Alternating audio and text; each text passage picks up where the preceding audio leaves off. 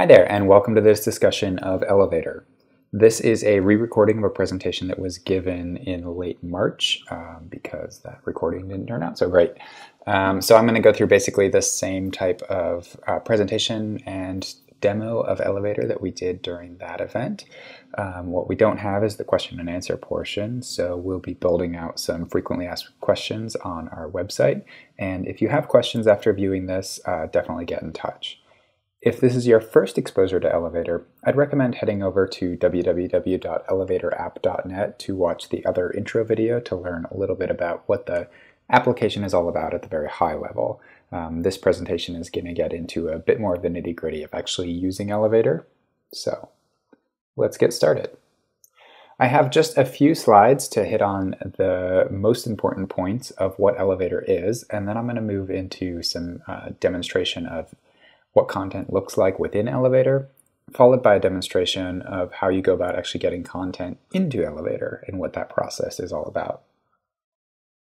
Elevator is a new web application developed by CLA for initially for the purpose of replacing the existing digital content library, which is a tool that hosts images, audio, and video.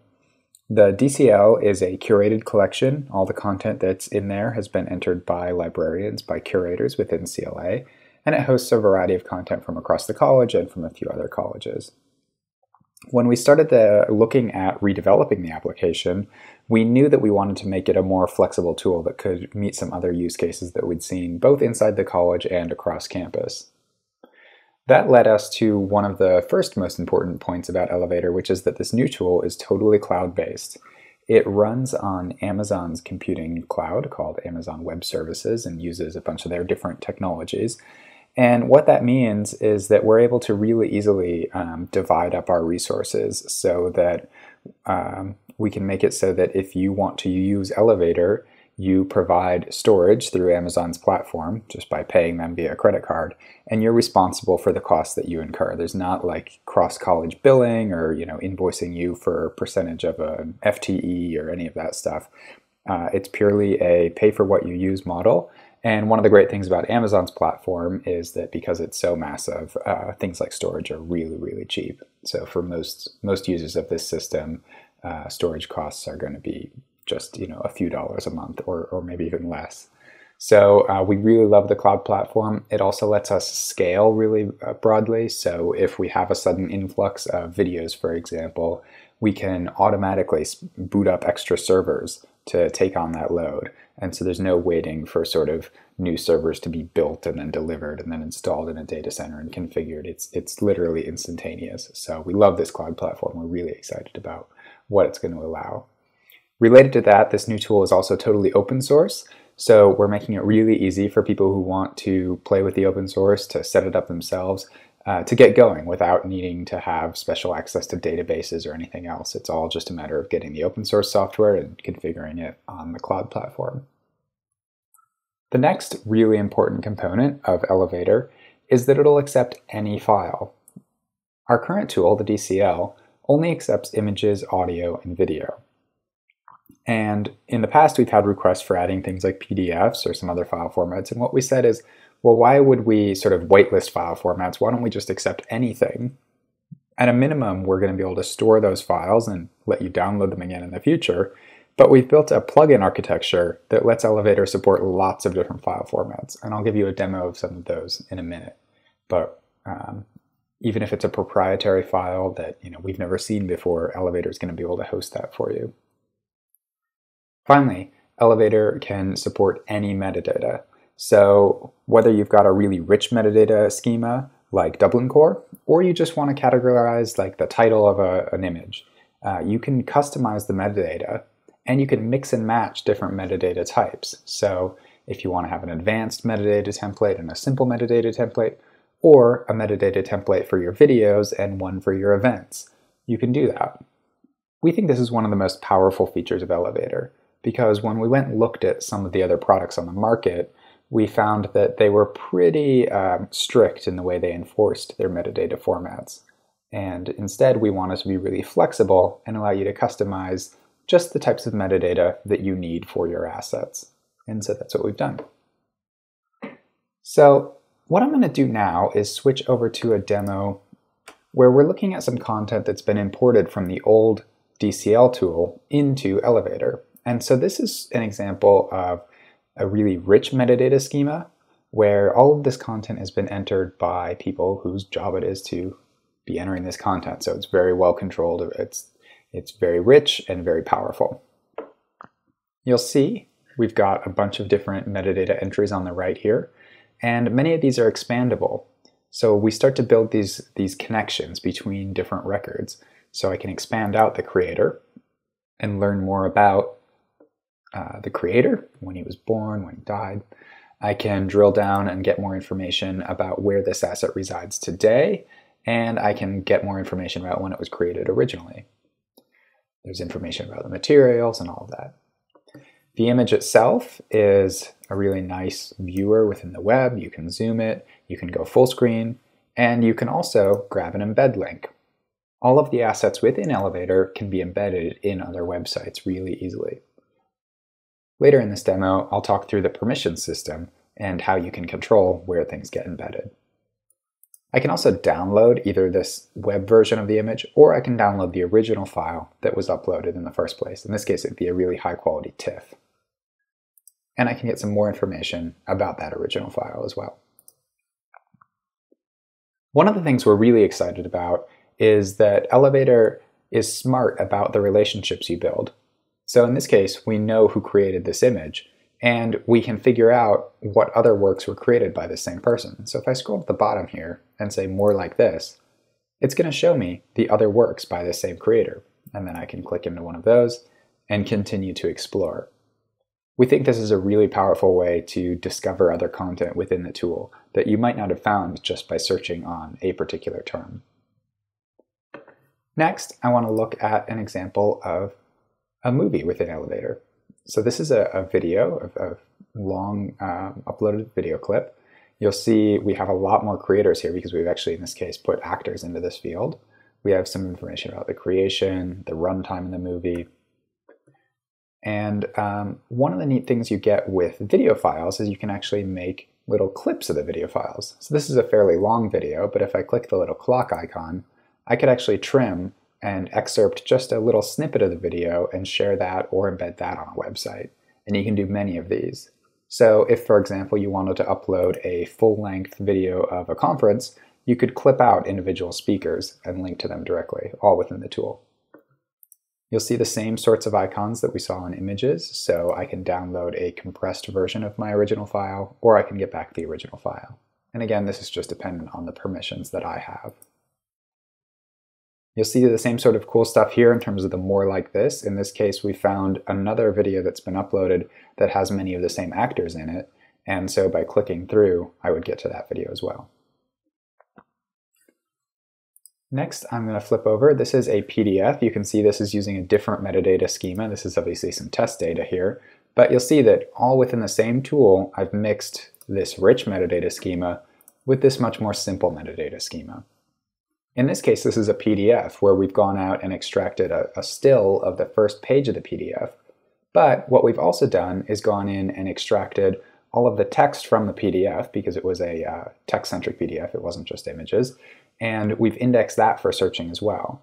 And so that means I actually found this record by searching for sous vide, which is a word that's mentioned within the text but isn't mentioned in the file name or any of the metadata. We can do that with things like Word documents and text documents as well. So it becomes a really cool way to actually index all of your content, even if some of the words you're searching for are within the digital assets and not within your metadata. Finally, I've got an example of a 3D object. Again, you'll see a very simple metadata template here, but this is an interactive 3D viewer that I can actually click and drag and rearrange. I can control the lighting on, and if I wanted, I can actually add markers to describe the object so that you can click and learn more about a particular part of the object. This is an example of the way that we can plug in support for additional file formats. We weren't originally intending to add support for 3D objects, but someone had the idea and gave us some sample files, and we were able to add support for this 3D object really easily and enhance the system. So we're excited about the ways we can do that for other file formats as well, as other people come up with ideas for how they'd like to use the system. In terms of using the DCL, it works on both a browse and a search metaphor. So if you'd like, you can actually just browse content based on what we call collections.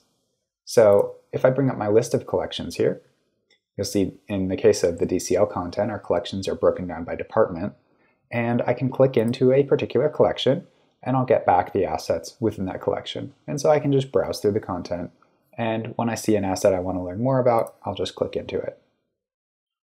We can also do searching. So if I do a search term here, I'm going to get back all of the hits for Egypt, and this is just an infinite scrolling list that'll get me through all of the results as I scroll through them. The search technology is very powerful and has a bunch of custom features for searching on ranges or wildcards. It'll offer spelling suggestions and try and understand differences between like plural and singular and the types of things you'd expect from a modern search technology. We're excited to continue to customize that a bit further as well. So that is an introduction to what a fully fleshed out elevator instance looks like. Now I keep using this word instance because that gets to one of the really cool things about Elevator. We've built this site here, which contains a bunch of the digital content library stuff, but the tool itself has the capability to host many sites like this, all with the same technology behind the scenes, the same servers and everything. Even though they're going to look different, have different content, have different metadata, potentially even have different domain names behind them. So what I want to do is actually build one of these instances. And this would be something that other colleges at the university or departments or even individual faculty or staff could set up and use to host their content. So this is an instance I've created, and it's designed just for demoing content.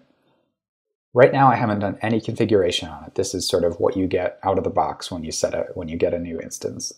The first thing I want to do is create a collection that's going to host my content. So I'm going to go to Edit Collections and say Create New Collection.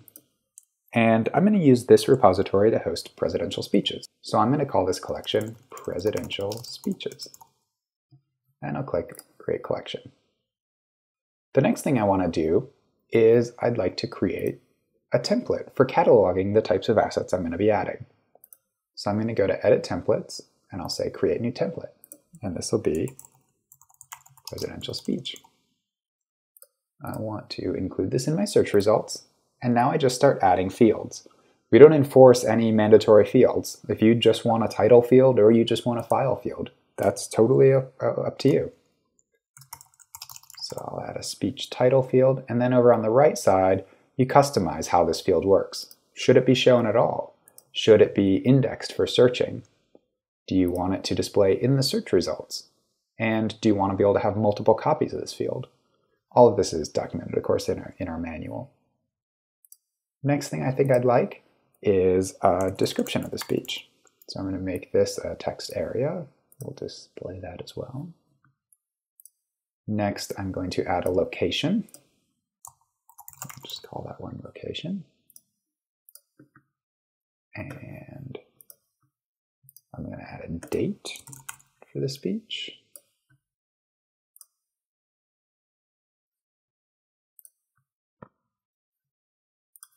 And finally, I'm going to add the actual upload box itself.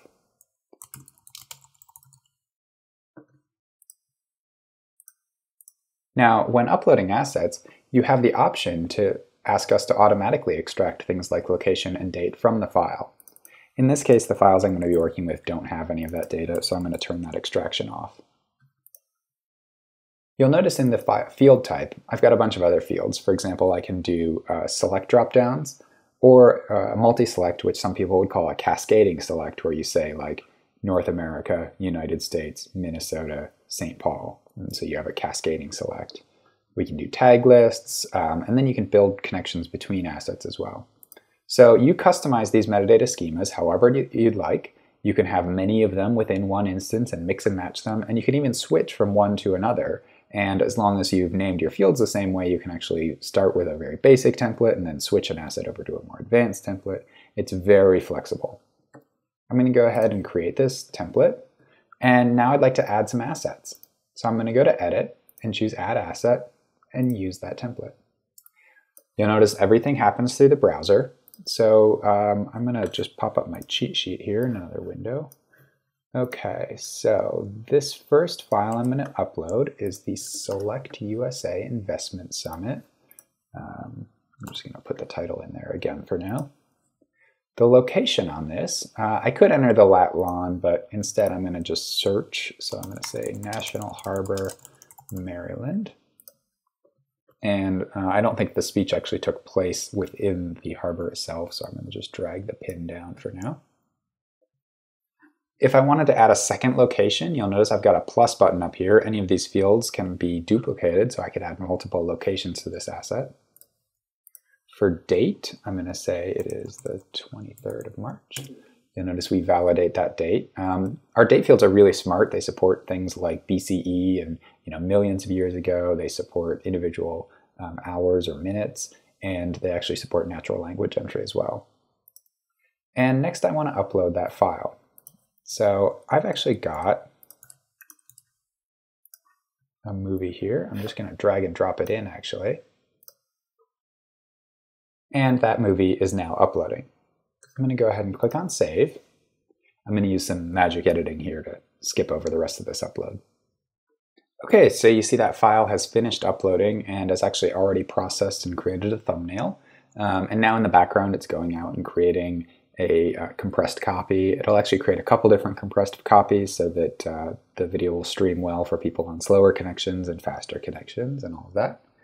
I can actually click the View button and pop out to another tab where I'm going to actually see the result. You'll see the video is still processing, but I've got all the metadata that I entered over on the right.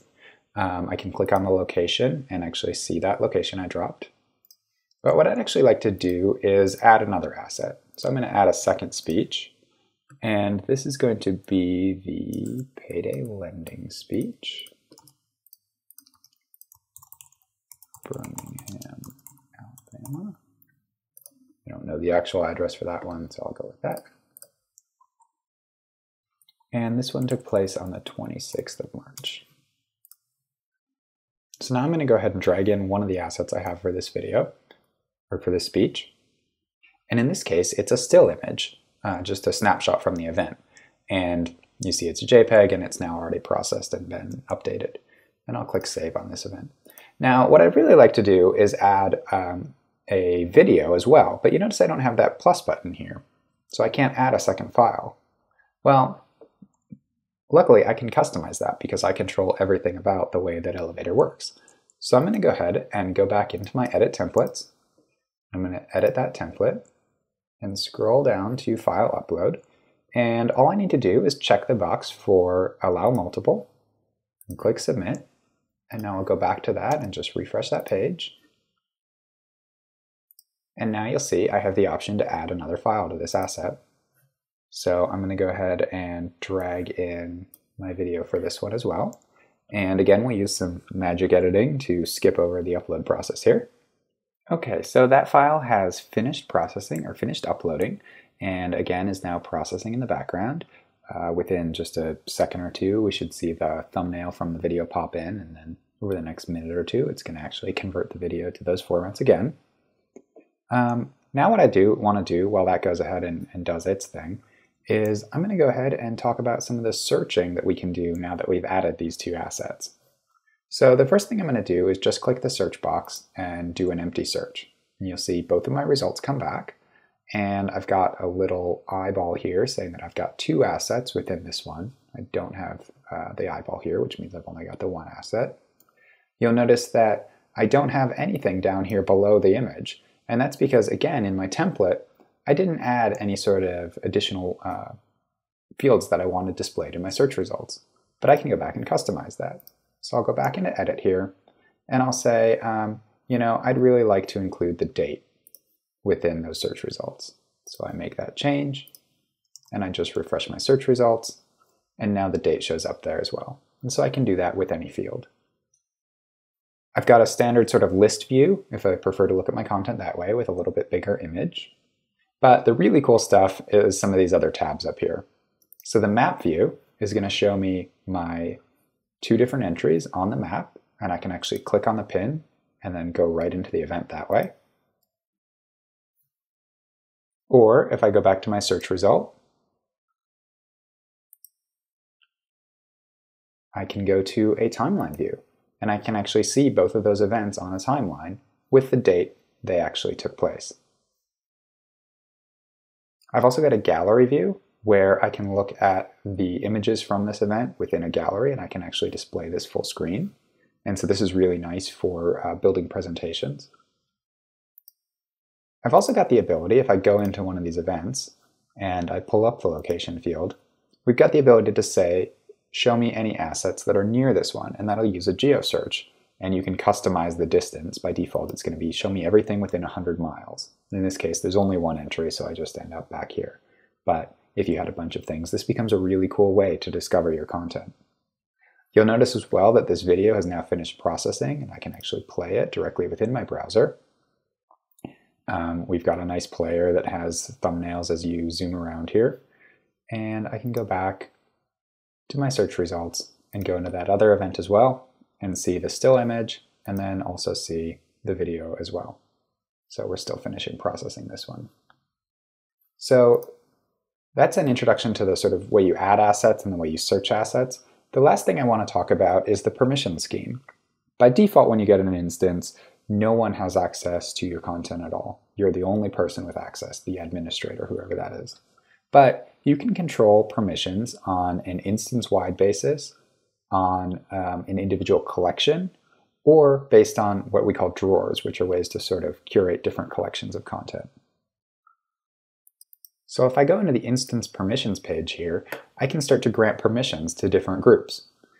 Elevator supports permissions based on individual users, based on course enrollment, based on job code, based on unit, and also based on either whether they're authenticated at all or whether they're university users in general.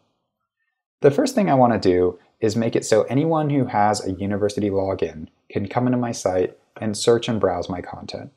So I'm going to create a new permission group, and this is going to be a centrally authenticated user. And I'll save that. And I'll say auth users can search and browse. Easy enough.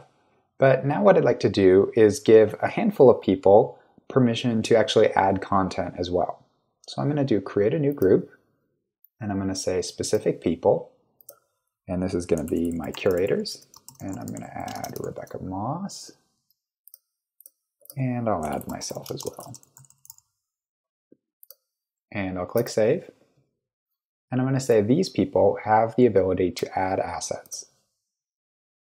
Another thing you can do is actually create custom users that only have access within Elevator. So rather than having to go out and get a custom X500 created, you can create accounts directly within this tool. So if you wanted to grant attendees at a conference, for example, access for a handful of days, you can go in and create an event, create a user, and set an expiration date on it. And it's going to automatically expire after that date. So this allows you to create those sort of short-term users if you're collaborating with people outside the university. So that's a brief introduction, well, a medium introduction to Elevator. There's obviously a lot that it can do and a lot that we can't get into in an individual screencast. If you're interested in learning more about the tool, get in touch. We can either do an on-site demo, share documentation with you, or just talk through your use case and see if it might be a good fit.